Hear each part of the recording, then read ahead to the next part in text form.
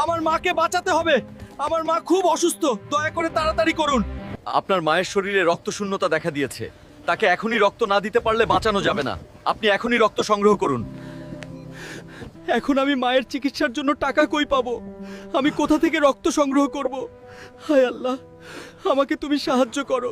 দেখি বড় ভাইয়ের কাছে যাই, বড় ভাই কিছু সাহায্য করে কিনা। ভাই, চাকরি পাওয়ার পর তো আমাদের খোঁজ খবর নাও না। মা খুব অসুস্থ, মাকে বাঁচাতে অনেক টাকার দরকার। দেখ, তোর ভাবি একটা নতুন ফ্ল্যাট কিনেছে, সেখানে কিছু টাকা দেওয়া এখনো বাকি আছে। আর তোর ভাতিজি কানাডা যাচ্ছে পড়ালেখা করতে। এখন আমার পক্ষে টাকা দেওয়া সম্ভব না, তুই কোনোভাবে ম্যানেজ করে নে। প্রয়োজনে বাড়ি ভিটা বিক্রি করে দে। যারা বাবা মাকে ভালোবাসো, চ্যানেলটা সাবস্ক্রাইব করো। আর এই ভিডিওর দ্বিতীয় পর্ব আপলোড হবে আগামীকাল সকাল ৯টায়।